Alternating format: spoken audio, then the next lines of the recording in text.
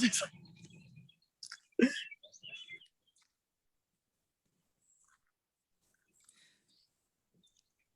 morning, everybody, and welcome to our virtual field trip. Just bear with us for a minute while we wait for people to join. We're still getting participants coming in.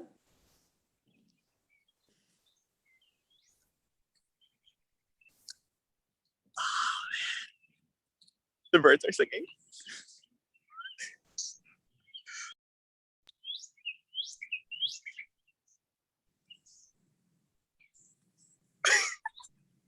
Serena, your face is priceless. What are you hearing?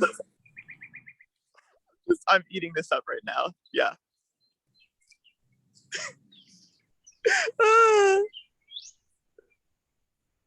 All right. So we'll go ahead. Dottie, if it's okay with you, we'll go ahead and I'll go ahead and get us started. Go ahead, Serena. All right. There are birds all around me singing right now, so you'll have to forgive my exuberance.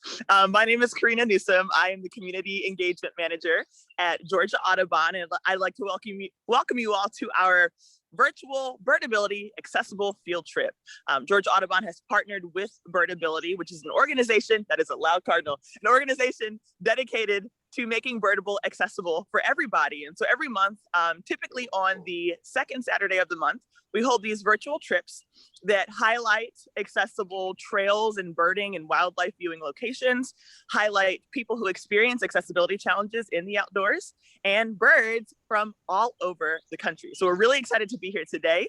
I am in Atlanta, Georgia at Piedmont Park, which is a park in the middle of the city. And I would also, as Dottie just put in the chat, there are closed captions available. Thank you, Dottie. So you can click the closed caption button to make those appear, whether you're on Facebook or on the webinar.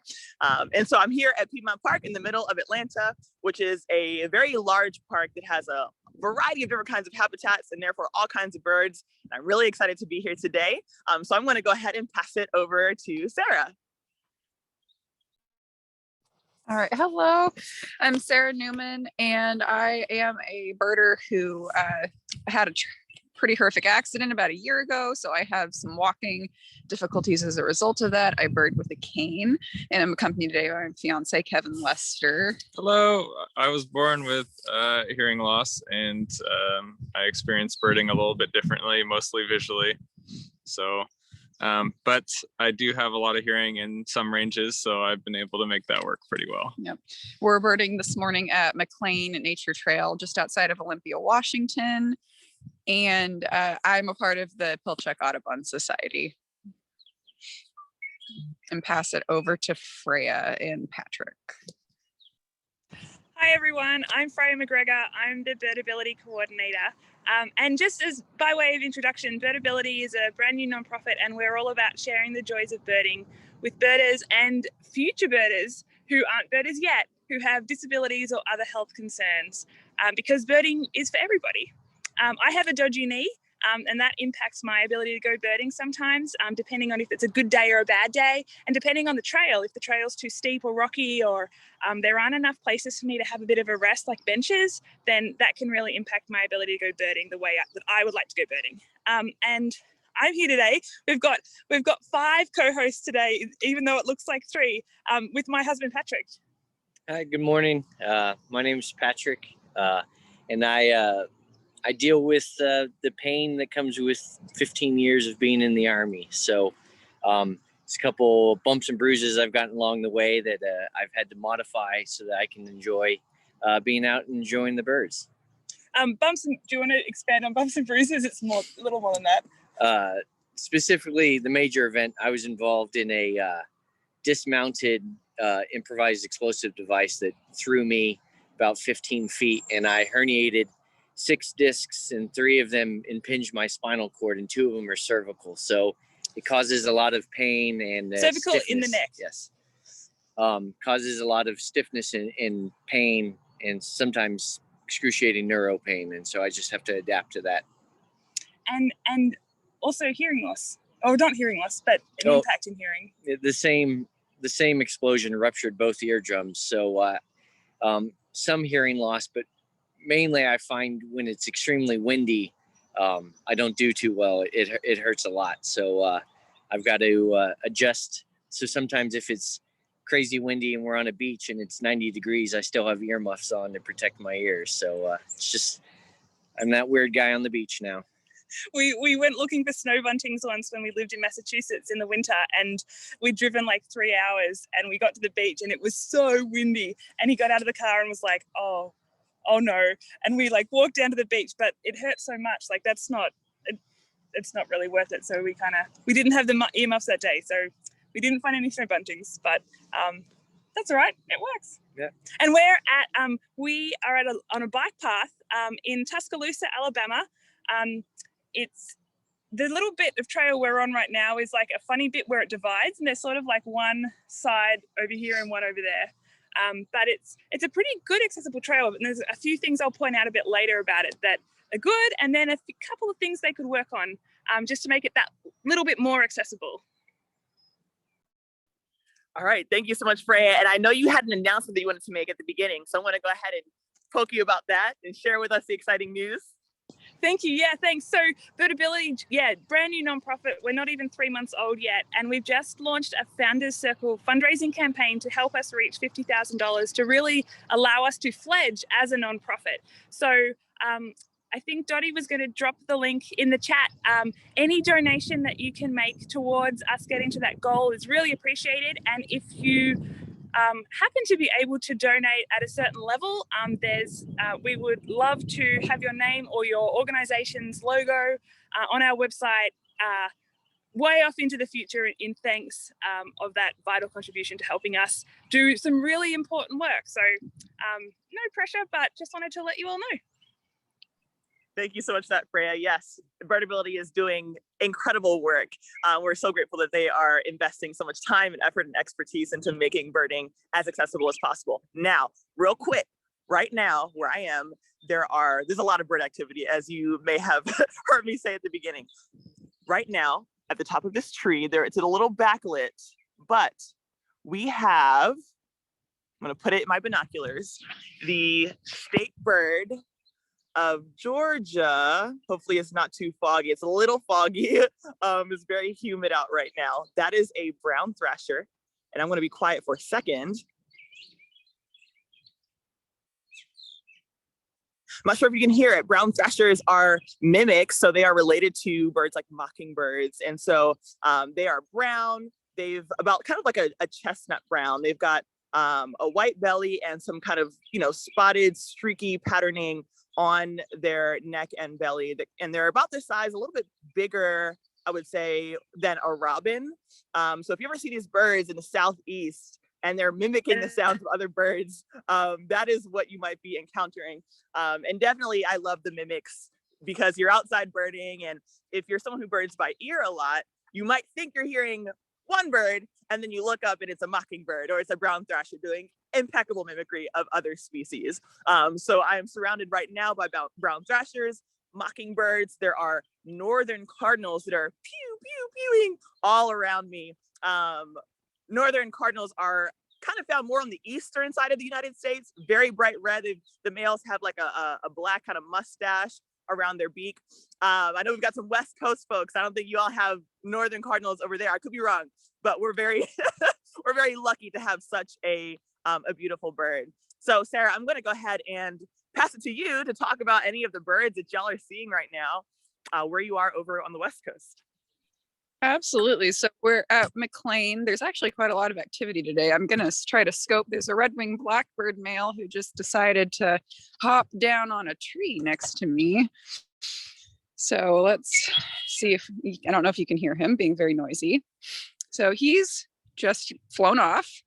So this is McLean Nature Trail. For those of you who haven't been here, I'm actually on an accessible platform that goes out into the water.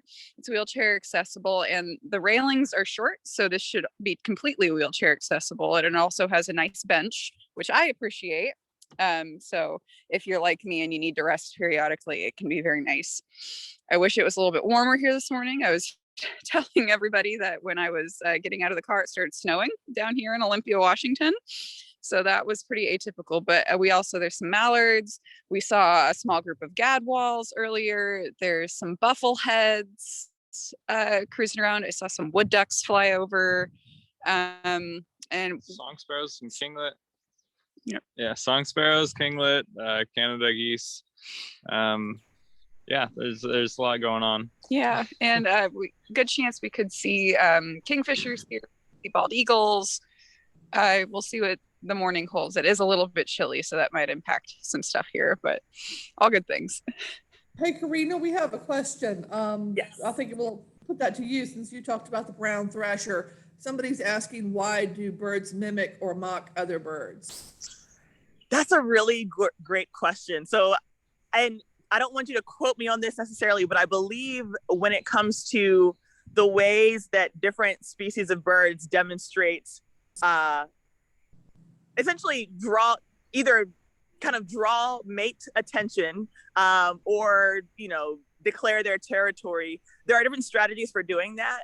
And mockingbirds and other mimicking birds essentially can, I believe, use that as a mechanism for interacting and showing off to females in particular. Both males and females can mimic, but I believe that's one of the reasons. There are lots of different kinds of birds that can mimic, including like corvids and blue jays, crows, ravens. They can all mimic too, and they get a little bit more, I would say, creative with how they use mimicry. So there have been countless reports of birds like blue jays using mimicry to manipulate their environment. So they'll mimic the sound of like a raptor, like a red-shouldered hawk or something, near like a food source, like a feeder, scare all the little birds away, and they come down and descend and eat the food themselves. So mimicry in the bird world can have a couple of different uses. Mockingbirds are just some of the best at it, that's for sure. Good question. Good question. Freya and Patrick, are you seeing any or hearing any birds out there where you are in Tuscaloosa? Yeah. I was also just going to add, I'm originally from Australia, and one of the best bird mimics is the lyrebird. So if you're interested in like getting your ears blown or your mind blown, Google lyrebird, Lyre, lyre, like super old school harp thing, not like they tell fibs. Yeah, lyrebirds are crazy. For lyrebirds at least, it's the way that they attract partners to show off that they're not super pretty looking birds. They're kind of dark brown looking, like they look like chickens, but the males have this big tail. But that's their special like skill set. They're like, hey ladies, check out this. I can do a car alarm. I can do a camera shutter. Yeah, they're nuts. We have a lot of swallows and swifts flying around here. It's really cool. They weren't here a couple of weeks ago, so spring migration is on. It's really exciting to see new birds showing up. We only moved to Alabama in October, so we haven't been here for a spring yet. So it's fun to see what's coming around. There's chimney swifts, and also barn swallows. So I'll see if I can get some in my binoculars. This is the trail here. There's kind of that one bit over there, and then this little skinny one direction bit here. And a lot of the time these birds, swallows at least, love to zoom around just above the grass, catching insects and stuff just over the surface of the grass. Of course, now that I'm saying this, there's none around. They were here just before we got started. And there were a whole lot of swifts up in the sky, and yeah, fabulous. Now I just look like I don't know what I'm talking about. You might just have to believe me. But there was a whole lot. The swifts and the swallows, they behave really similarly, but they're actually not connected. Like, I don't believe taxonomically they're in different families, even though they look kind of the same and they behave kind of the same, zooming around, catching insects really acrobatically. But oh, here they're coming back. Maybe they all just headed over to the side. I'll see if I can get some in my binoculars.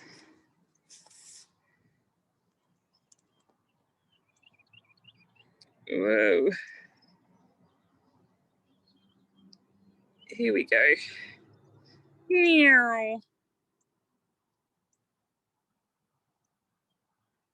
So there's chimney swifts here, I know. And they're kind of far away, but chimney swifts roost in chimneys, like old school chimneys, and a lot of those older buildings have been torn down and replaced. And so I know like Alabama Audubon do a lot of work building chimney structures, not because there's a fireplace, but just because these birds really need a long, tall, tight kind of space to all roost in at night. So it's something that farmers a lot of times can do. And it's not really that hard just to have like a chimney, you know, just kind of sitting there. But these birds eat all the insects. So like they eat like, I don't remember the number, but it's a ridiculous amount of like mosquitoes and stuff every day. So they're really helpful to have around people and around farms. If they're eating pest insects that might be eating your crops, it's a way to like not have to spray as much pesticide, which is bad for the birds as well. So yeah, chimney swift towers. If chimney swifts are anywhere near where you're at, that's a really cool little thing to be able to support the birds. I'm actually going to be showing you one of Georgia Audubon's chimney swift towers along as I explore this trail. It's right at the end of the trail. I know I showed you a brown thrasher already, but I have one that's like really close. So we can really kind of see the chestnut brown color of the bird, and it is mimicking right now. So let me be quiet for a second. There are a lot of birds actually vocalizing, so it may be difficult to even pick out which one is the mimicking brown thrasher. Look at that, turning around, you can see its chest, this, if I'm not shaking so much, the kind of stripy mottled pattern on the neck and chest. Absolutely beautiful birds. Okay, all right. So while I'm where I am, I wanted to kind of describe the trail physically where I'm birding. So I'm birding, as I said, at Piedmont Park, and I'm kind of on the north side where there is a parking garage. And the parking garage has a essentially like a road that comes out of it that has somewhat of a steep incline, but I believe it's kind of in the ADA recommendations or within that threshold. The trail itself, though, is not paved. And so it is like hard packed, somewhat kind of gravelly, hard packed dirt with some gravel on it, not large rocks that are about this size. So if you are someone who uses a wheelchair, as someone who does not use a wheelchair, I don't have the perspective to say whether or not it is truly accessible for everyone. But it is relatively flat, and there's not a whole lot of interruption as far as the smoothness of the trail from the rocks because of how small they are. But just something to keep in mind, this trail isn't paved, but it's typically, there's a dog, hard packed dirt. So something to keep in mind. Sarah, I'll go ahead and pass it back to you all. If y'all have any birds over there, if you want to describe kind of what the larger trails around the deck where you are kind of look like. Yeah, so the trails at McLean are all a boardwalk. So they're all completely flat, inaccessible, and most of them have kind of a grippy sandpaper substance on them to help reduce slipping. We do have a pair of buffleheads that are being very nice, so maybe we'll see if we can get them in the scope. See if we can get them before they dive. Maybe. I'm not the best digiscoper, so please bear with me. There's the female. I can see her barely. There's the female. I don't know where her man. The man just dove behind her, where those ripples are. But he should be back. But there's a couple of females, and then the red-winged blackbird. I'm really not the best digiscoper. Wow. The red-winged blackbird just came back to pay me a visit. Let's see if I can get him in the scope. There he is. So he's been singing his song and letting us all know that we are in his territory if we can hear him. So, but yeah, no, McLean is pretty much, I would say, accessible to most people because just by virtue of the fact that most of the trail is completely platformed, and the parts that aren't are offshoots off to the side. The main loop of the trail isn't impeded by, portions with gravel or portions that, have a step. That's not how that works. And there are several viewing platforms around this main pond where we're at. We're on the big one. There's a smaller one. I'll flip my camera back around to see if we can see it. Oh gosh. There's a smaller one across the pond over there. I don't know if you can see it. There's one as well poking across directly in front in that direction. And there's also one across the pond in that direction. And I'm not moving around very much right now because I'm really worried about my cell reception cutting out and ending the Zoom call. So we're just kind of hanging out on this platform. I think a raven just flew over too. That's kind of fun. All right. Yeah. Yeah. Oh yeah, that's a raven up there. Yeah, for sure. It's Yeah. playing on the thermals right now. Yeah. The snowy thermals. Yeah, our snowy thermals. How Can about I you? really quickly tell?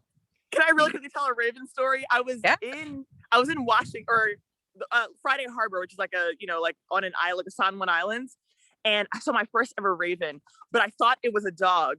It was in a tree, high in a pine tree. Like, well, first I heard a dog bark, and I was like, "Oh, there's a dog, cool." And then the dog started like flying overhead while barking, and I was like, "What is going on?" And then all of a sudden, the raven lands.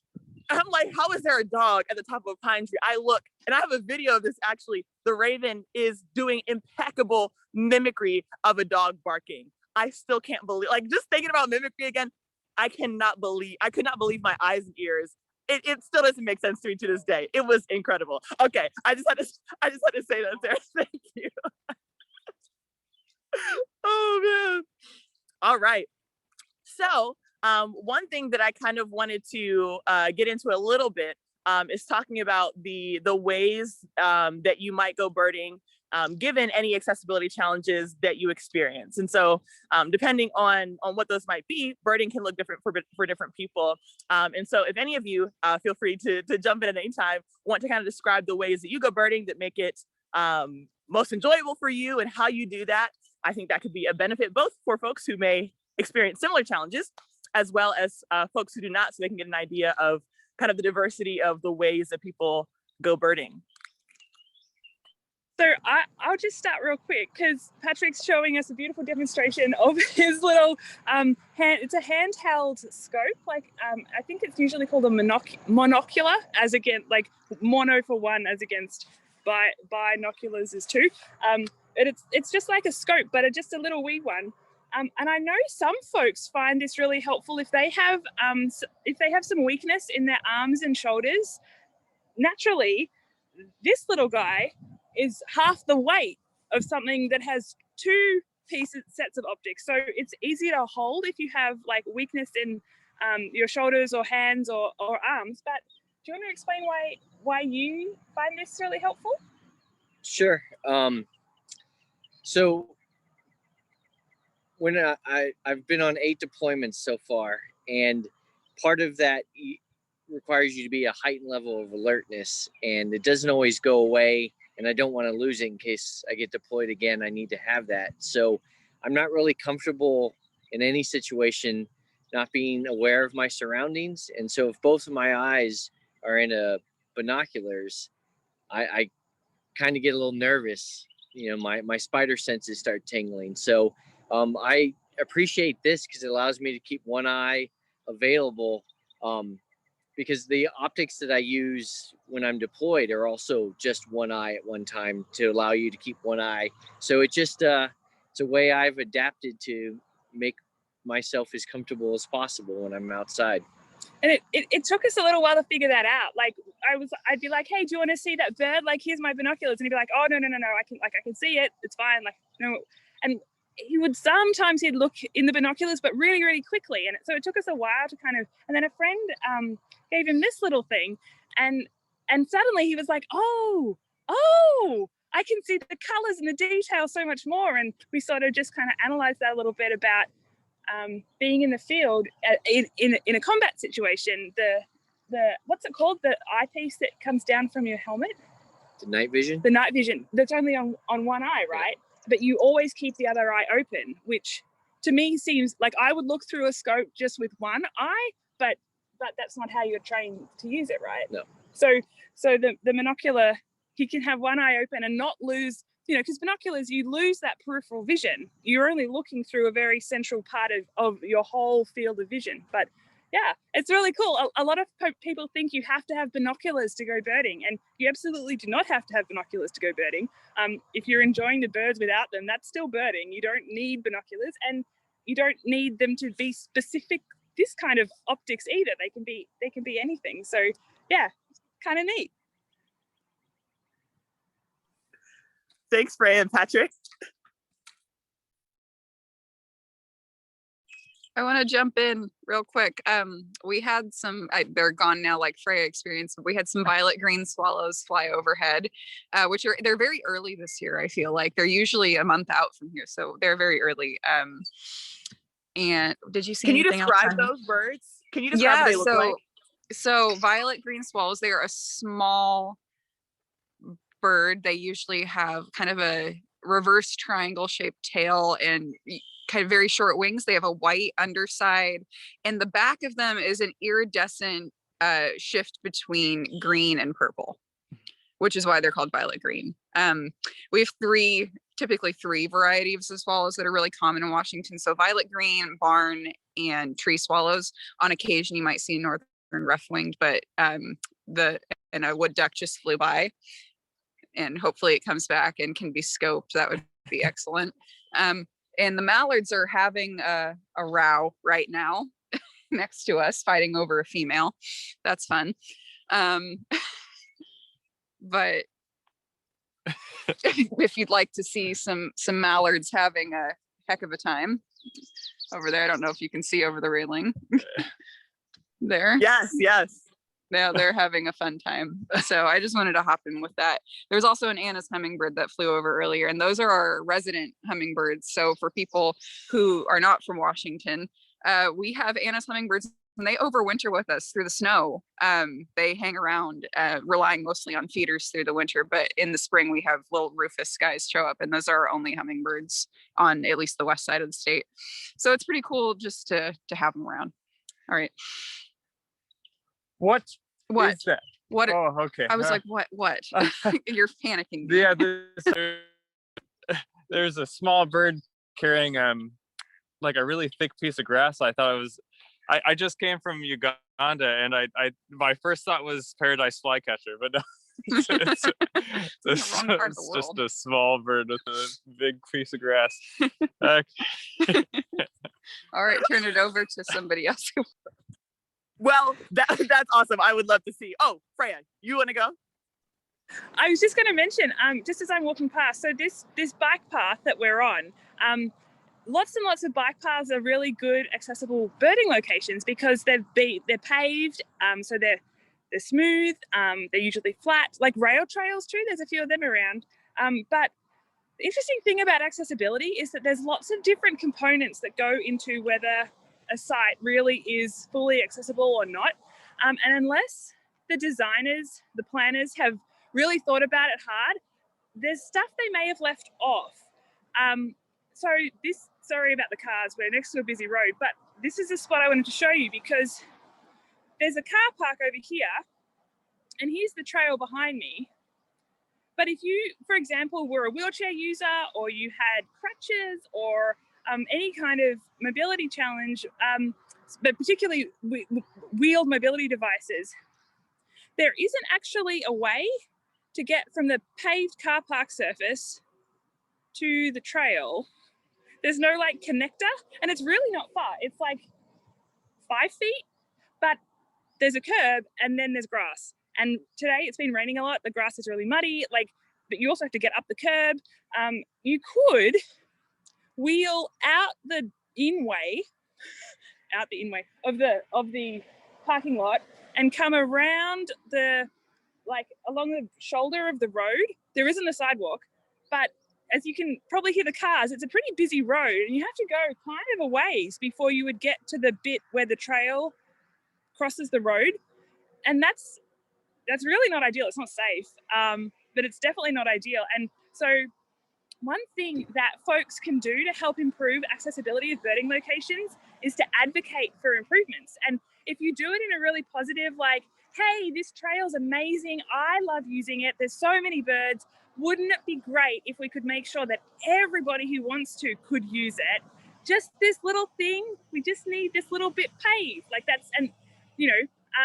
We have a template on Birdability website is birdability.org. We've got lots and lots of information and resources up there, and we have a little template you can download and use if you'd like in an email or something. I emailed the local Parks and Rec people here and with that template and said, hey, it'd be really great if you could pave that little bit. And they said, oh yes, we're actually going to do some big improvements soon. Thanks for letting us know. And a lot of the time, folks will be really grateful that you let them know, because they didn't think of it. And of course they want their facilities to be used and appreciated by every possible person. So yeah, that's an easy way that anybody can help improve accessibility of birding locations.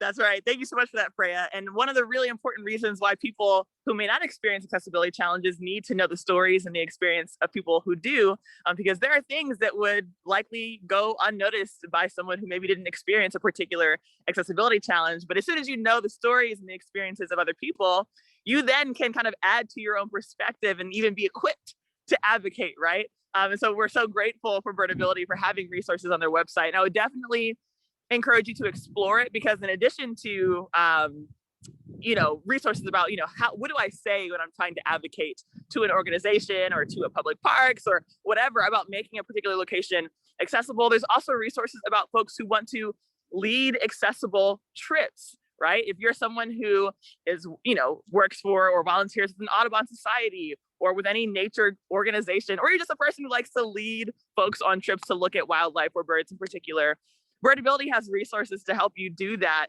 to think about language. How do you talk about, how do you introduce, how do you lead folks who may experience accessibility challenges, which again is so important, especially if you're someone who does not experience accessibility challenges and may not be aware of the ways that other people do. Real quick, while I'm here, it's starting to rain, which is fine. I need a good cleansing of the soul. We mentioned earlier about the Chimney Swift Tower. And so this is the Chimney Swift Tower that Georgia Audubon, in partnership with Piedmont Park Conservancy, it was really raining, created. And it's, as Freya described, it's a chimney shaped structure. And it's very beautifully painted by one of our local artists. And chimney swifts can go on the inside of it and roost on essentially around the edges. And they can pack into things this size in the, I believe, hundreds of birds. And they can really get a lot of birds into very, it's really raining, small locations. Sara, and your special guest that you brought with us today, I really wanted, I know we had talked about before we went live, right? Originally, it was just going to be kind of like hanging out with you and maybe working the phone, but like there's a lot of really awesome perspective that we'd love to hear from you about your experience in birding and just being a person, right? So like the challenges that we're describing are things that occur in birding, but they occur anywhere in people's lives, right? It's not specific or unique necessarily always to birding or wildlife viewing. So I'd love to hear a little bit about your perspective, if you don't mind. Happy to. So for most of my life, I was completely able-bodied. And then last June, I was hiking with my lovely fiance here outside Spokane, Washington. And I ended up falling off a cliff and fell between 20 and 30 feet through the air. I landed on my feet and completely just destroyed my left ankle. It was a compound fracture, which means it was open. You could see the bone. And I ripped all of the ligaments on the outside of my left ankle. Just a really, really horrific traumatic injury. And I didn't walk for 5 months. And now I still have some deficits there. There's traumatic arthritis there. So anytime you have any injury like that to a joint, some of the cartilage that's in the joint is just naturally going to wear away and it never comes back. So there's a lot of inflammation and pain there. I also have some neuropathic pain, which like Patrick described earlier, which really just, it feels like pins and needles. And once in a while, it feels like someone turns on an electric fence and touches me with it. And so I have a limp, and a lot of the time I don't feel comfortable not walking with some sort of assisted device. Usually I use a cane like this one, just to keep my balance. And before my injury, I don't think I ever really paid much mind to accessibility features. I would have said, it's fine. There's plenty of ADA parking. There's these trails are fully accessible. There's enough benches here. And there would be like one or two spaced half a mile apart. And that's really not accessible. Your benches should be spaced, if ideally every 50 to 100 feet from each other, really close. So people have the option to sit and rest, which I am super appreciative now for. And now I'm pretty restricted to hard packed flat trails. I don't do hills very well. I'm just not stable on them. So so now I really have to plan where I'm going birding, which much. I'm really grateful that the Birdability map exists now, because I can go to a place, I can review it, and I can also do research on where I want to go next in my area. I can just pull up the map on their website, which again is birdability.org. I can say, oh, today I want to go birding in Everett. Let's see what trails are in Everett and what their features are, and get a real review from people who might be like me with accessibility challenges. That's very, very important to me. And I feel like, you know, since my injury, I've really just become more aware of the fact that wild spaces in particular still aren't equitably shared between all people, just because there's a lot of barriers and accessibility there for various reasons. You know, the trail we're at right now, McLean, I like McLean a lot. It's nice and flat, but I do also notice now their signage is not especially great for people who might be hard of hearing. I believe the letters are raised, which is great for, you know, for the visually impaired. There's no solar panel or audio recording. There's no real signage once you're on the trail, and there are a couple of loops. There's some arrows that point to where you might be going, but they don't have a full description of exactly what you're getting yourself into. And which is especially true. There's one trail that connects up that ends up leading to like this massive, very skinny, not accessible hiking trail. So things like that can be worked to be improved upon. Kevin, do you want to speak about hearing loss? Well, I've been going to this trail since I was born in this town, and this is one of the first trails I went to as a child, and so I've been going here for over 25 years ish. So I mean, at 28, I mean, it's one of the first trails that I really got to enjoy. As far as hearing goes, I don't know how you would make birding trails more accessible to hearing. I've just been such a visual person that I didn't realize that there were ways to help people with that were hard of hearing to be able to experience nature.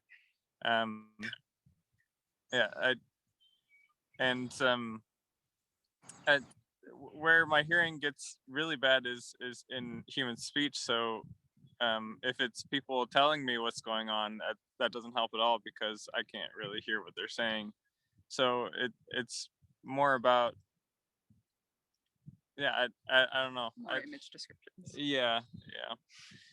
All right, and it looked like Freya wants to jump in here. I was just going to ask Kevin, if so, the trail maybe doesn't have particularly much that might improve or disable your ability to go birding on the trail, but if you or someone with a similar sort of hearing loss was on an organized bird outing with a leader, or you went to like a bird club's meeting in non-COVID times, like in a local hall or something, what sort of things would you need from the other people around you so that you felt welcome and included to participate in what was going on? Definitely paper, like some writing and captions are the number one thing that helped me.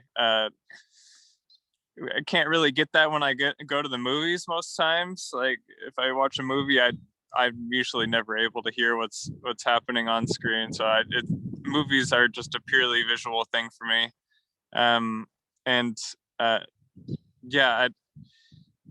I would definitely like to read what kind of birds I would expect to see in a place, because a lot of birders that go to trails are looking for particular birds, or they might hear a bird first before they see it.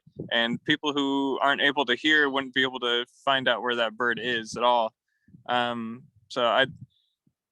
guess that would be really interesting, to have a list of species that you might see for that season, and the areas you might expect to find them, because for people with bad hearing, it's harder to find. Some very angry Canada geese interrupting us. Yeah. Particularly owls. I can't hear owls hardly at all unless they're the screechy types. Even the screechy types are a bit hard for me. Apparently there are owls living outside my room for like my entire life, and I never knew, because only when I had people over, they would say, "Oh, what is that sound out there?" I have no idea. So, but now I know. Yeah. Do you use hearing aids, and if so, do they help, or do they like fix all of the things, or like what's your experience with hearing aids? So when I was diagnosed, really early on, they gave me hearing aids, but I found that it was much worse. Even after a week or two of wearing them, I still couldn't understand anything anybody was saying. Maybe the technology has improved to target my particular type of hearing loss, which is only in certain ranges, particularly in the middle where human speech is. I have tried amplifiers. Things get really crazy with the amplifiers, but I am able to hear those owls. So if I'm particularly looking for those owls, I might consider it, but still the directionality of the sound is not the same as with just your ears. Yeah. So. Thank you for sharing all this. I'm definitely learning a lot. Sarah and Kevin together, I bet you both go birding together a bunch. Yeah. Sarah, what do you do, or Kevin, what does Sarah do that really helps you communicate well together when you're trying to like point out a bird or finding birds together out in the field? We definitely get frustrated with each other if one of us sees a bird and the other person never gets to it. So when I'm with Kevin, if I see something that's exciting, I try to use a lot of visual, like descriptions, like detailed descriptions. It's like, look for this particular landmark and then move X number of degrees around it. And I'm working on that, still improving on that. Or But if you hear something, you point. Yes. And that helps me the most is because I can't hear the thing. I can't like zero in on the range. If I have a range of where something is, I can usually find it because apparently my eyesight has compensated for my lack of hearing. Yeah. So I have really good eyesight, but I don't have that good at hearing. Yeah, it's definitely a work in progress in understanding what each of us needs. I know I get frustrated with Kevin when he tries to speed ahead on a trail, and I physically can't do that. I can't run anymore. I can't take long strides. I literally am thinking about every single step that I take and how I plant my foot. So it's become a little bit of a balancing act between us and recognizing needs. Oh, we have a wood duck that's in range and I can probably scope it. I'm gonna do it. Sorry, Yes! to interrupt myself. Let's see if we can. I did this yesterday, forgot to flip the camera. That's embarrassing. Oh well, it's fine. Where's he at? Where's this boy at? Okay, there he is. So if you've never seen a wood duck before, they're a pretty quintessential waterfowl. They're very small compared to other species of waterfowl, and they're multicolored with burgundy and green and blue and tan. So they're very exciting to see. My family, actually, we have 3 nesting near our property and they come in every evening. So this is pretty cool to not see our what I consider our wood ducks. This is a different one. But if you live around Olympia, McLean Nature Trail, which is really, I consider it mostly just this giant pond here, is excellent for seeing wood ducks if you've never seen one and have an inkling for it. Once we came here and I literally counted 14 wood ducks sitting on a log in a row and was able to take a picture. So it's pretty incredible, especially that, this giant watershed has been so well taken care of by the Capital Land Trust, which I believe manages it. It's an excellent location. The salmon still run here. Yeah, the salmon still run here. And so all the species that are associated with them are also here. So. Yeah, it's pretty cool on when the salmon run is happening. You'll see the salmon when it floods, the fish get dragged up inland, and on those years where salmon are especially good, ecologists have said they can sample trees, and when they cut down trees, they can tell when the salmon years were good because increased growth rate happened to the trees. And those are also typically the years where we kind of have baby booms for some of the mammal species that are here, like mink or weasels, and especially the seals, because harbor seals are really not that far away in Puget Sound. Puget Sound is a short drive from here. So it's a really special place to be. Karina, I love your face. You're so excited. I just like the West Coast is such like it's enchanting. That's the only word that I can think of as far as just the diversity and uniqueness of the wildlife over there. I'm jealous. I'm very jealous. Now, Sarah, I know you were talking about something else before the wood ducks caught your attention. So I didn't know if there was anything that you wanted to add before I jumped in with what I'm seeing right now. Okay. So one of the things kind of similar to what Freya was talking about, and you'll have to forgive if a drop of rain lands on my camera. There can be like little gaps essentially in accessibility, right? There can be a trail that is paved, it's level. There can be all these wonderful features, but one little element can completely preclude someone from being able to like continue down the trail or down the path. And so one of the things that I'm seeing here, so this is a path that I thought was relatively accessible, something that I didn't notice until I was really paying attention to it today. So this kind of hard packed dirt path that's behind me leads to this boardwalk, but the boardwalk has like this, it looks like 4-inch kind of lip, and it's like uneven and on a weird kind of slope and has weird texture and everything. And so that by itself, and it like inclines very steeply all of a sudden, and it seems like a fix that could be maybe relatively easy and not so cost heavy or resource heavy to change, but could make a really huge difference for someone who wants to go from this side of the park to this side of the park. There are different birds, there are different habitats. And so just being attentive to these little bits of accessibility gaps can make a lot of difference for people. And so I will be utilizing the resource on Birdability's website to write to Piedmont Park and just let them know about this bridge here, and just making it a little bit more accessible. And Freya, I was wondering if so we mentioned Sara had brought up the Birdability map and how she uses it. If you could describe what that feature is, how folks use it, and why it's important. Yeah, absolutely. Thank you. Yeah, so there's lots and lots and lots of different kinds of accessibility challenges. We've heard a few of them today that are very different. Sarah's needs are different to Kevin's.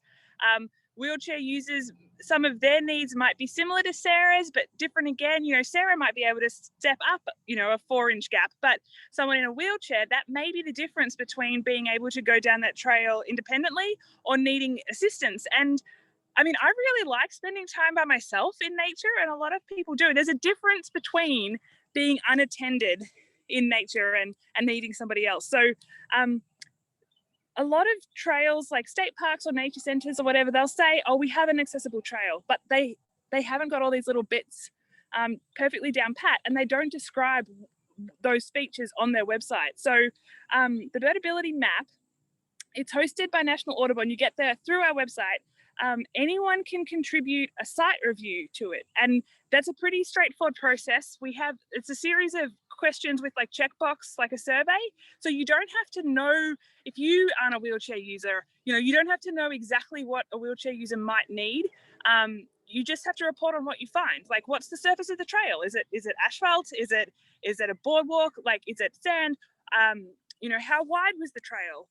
That's important so that people, like two wheelchair users, for example, could pass each other easily without having to get off the trail. If you're a power wheelchair user and you have to get off the trail, you may not be able to get back on the trail. Like, that's not cool. So when you fill out the site review questions, sorry, birds distracting me. There's a Carolina wren calling, and there was a cardinal as well. It automatically populates the Birdability map, so anyone can see all those different features of those locations. So it's a really neat resource, and I'm so glad, Sarah, that it's been helpful for you. My knee went dodgy. No one's been able to diagnose it, so I'm calling it dodgy. Nearly 2 years ago, and the Birdability map didn't exist then, but it's exactly what I would have loved that summer, because we were living up in Boston, and because Patrick's in the army, we get moved around a lot. I didn't know the local places I could have gone in Boston where I could have had benches frequently enough to have a rest, and that the trail would have been like flat for my knee. And so this map would have been the perfect thing to help me find those places. So it's so cool that it's there. And if you would like to contribute to it, please do. It's a really easy way to help make the outdoors more accessible to everybody. And it's easy, and it looks long, but it's not hard. The other thing too is that when you're actively going out looking for these different physical accessibility features, it really like tunes you into the stuff that we're talking about, like stuff that if you've never needed it, you probably didn't really notice it because it's just not kind of on your radar. There's also one of the pages on our website is called Access Considerations, and that explains all this stuff, but in a bit more detail, like why it's relevant. What is it about railing height of the railings on a viewing platform that is important. Why does that matter? The answer is if they're too thick and someone's seated like in a wheelchair and they're at just the wrong spot and they're that big thick top rail, often you can't see beyond the rail. Like that's not great. But you can build railings that are thin at the top or have like vertical bars instead of horizontal. Anyway, there's a whole lot of different things. Oh, this isn't a bird, but hey, why not? Bonus wildlife. It's wet out, so there's a snail scooching along next to some scat, which has fur in it. So I wonder who's been eating what. Excellent. We saw 3 deer jumping past 2 white-tailed deer, which was, we're in Tuscaloosa. Like this is for sure like urban environment. So that's cool to see some deer. But yeah, anyway, there's wildlife. there's lots of stuff on our website. So if you're interested at all in this stuff, and if you have an accessibility challenge yourself, there's ways to get involved up there. There's different things, and if you want to contact us, follow us on social media at Birdability on Instagram, Facebook, and Twitter. Yeah, do that as well, and learn and get involved. It's really fun, and it's really fun to be inclusive of everybody, because it feels really good knowing that everybody who wants to come and join in birding and getting all the awesome joys of birding can, if we are intentional about including everyone. Thank you so much, Freya. And again, apologies, there's a lot of loud rain and I'm kind of hiding under various plants right now. But one thing that I wanted to add about the Birdability map, so if you are someone who leads trips of any kind outdoors, or especially if you work at an organization that leads trips, please incorporate it into the regular kind of protocols, the regular kind of engagement that your folks are doing to submit these Birdability site reviews, because as has been described, if someone wants to explore a trail, that site review will allow them to know before they get in the middle of it, before they arrive, if that trail is accessible. Oh, sorry. Okay. It's accessible for them.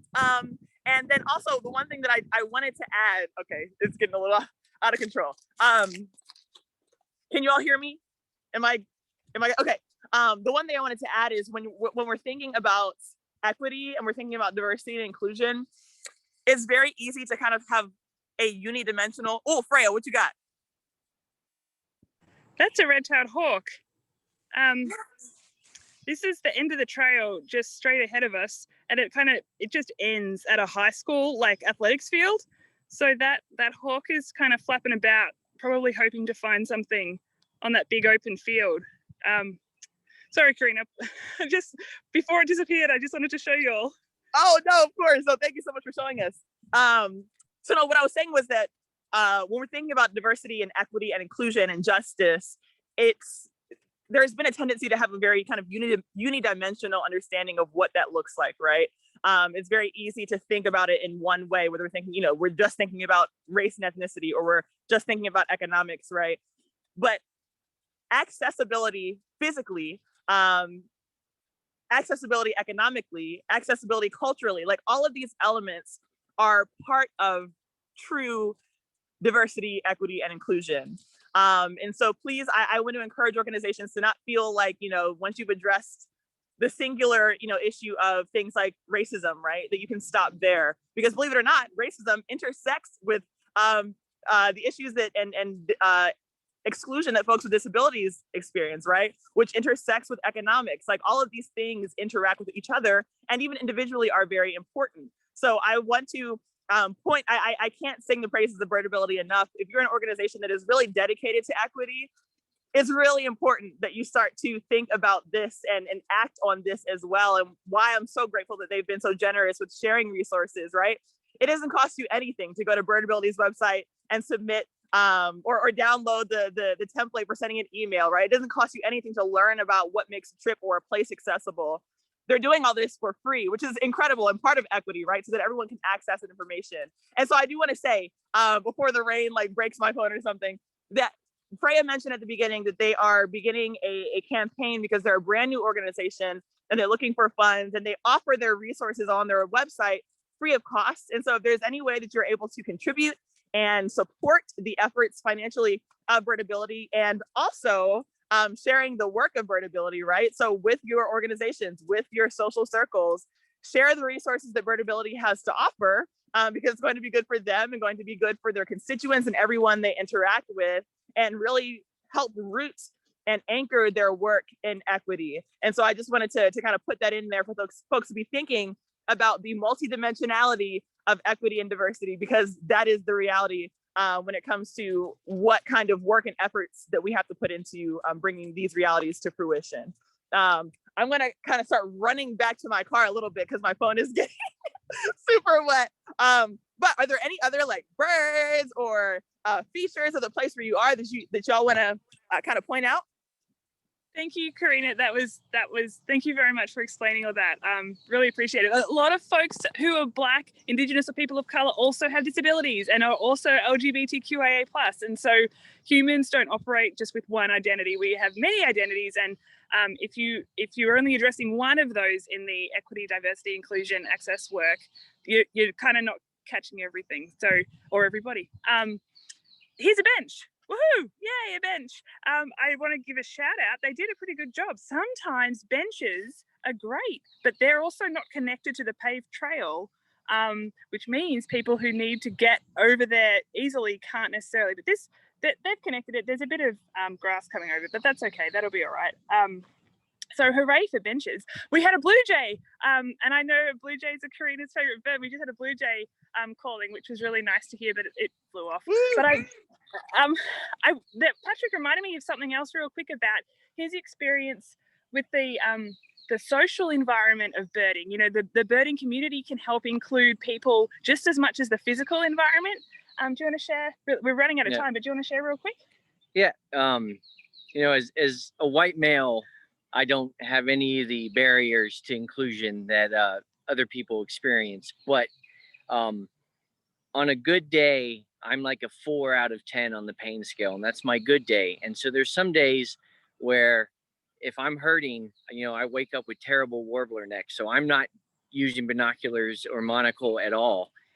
So if we go out, but the therapy that is in nature is so rewarding for me. So I'm still going to go out, but there have been a lot of times where we've showed up to birding events and I have no binoculars and they just completely write me off as someone that's not involved or not interested at all, until they realize that I'm a great spotter for when they've all lost the bird. But just because someone's not using binoculars doesn't mean that they're not there to enjoy nature. And I'm what's being called now the slow birding movement. I've been doing that my whole time. I'm not a lister.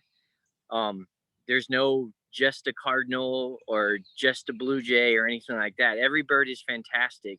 And just being out there and enjoying nature is extremely rewarding to a lot of people. And we need to always be appreciative that people are just out there just as much as you enjoying nature, regardless of what they're going through. Because as we've talked about through disabilities and inclusion, not everything is visible. And my pain is not visible, but I suffer it daily. And so, you know, I care very little about what people think about me, so that doesn't keep me from going out, but there are people that will keep them. So being inclusive to whatever and what Birdability is doing to change what a birder is really important, because I am a birder regardless of what equipment I use or how many lists or what my life number is.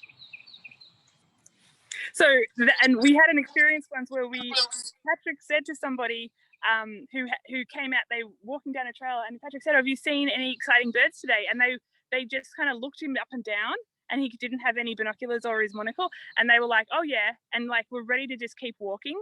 And then I came around the trail with my binoculars, and they suddenly gave this big list of all the stuff they'd seen, and I was like, "Why wouldn't you have said the same to this guy? Like, he's going to enjoy them just as much as me, and you're assuming that because he doesn't have optics, he's not out to enjoy birds." And that was like really discouraging. And I was glad to find the information out, but only because I had the optics did they bother to explain. So every single person you meet, if they're remotely interested in what you're seeing or hearing when you're out on the trail, like tell them, because you never know your enthusiasm and your willingness to like welcome them in, like, yeah, we just saw this really cool blue jay. Like, you never know, they might go, oh, wow, birding? Like you can do that as a hobby? Like I never knew. Maybe I'll get into it. You never know what you might spark if you're welcoming and inclusive, just in your everyday birding experiences. That's right. With that, we are going to go ahead and wrap up. Freya, Patrick, Sarah, Kevin, thank you so much for being here and for sharing your perspective and your resources and your wisdom with all of us. Again, I'm so sorry for the wet. I had to choose like binoculars or umbrellas. So I was like, you know what, let's go with the binoculars. Again, please visit Birdability's website at birdability.org. Follow them on social media on Instagram and Twitter. You can also follow Georgia Audubon on social media as well at Georgia Audubon on Twitter and Instagram. We will be doing this again next month. We thank you all for coming. We look forward to seeing you next time. And please enjoy the outdoors in every and any way that you can. Thanks, everyone. Bye.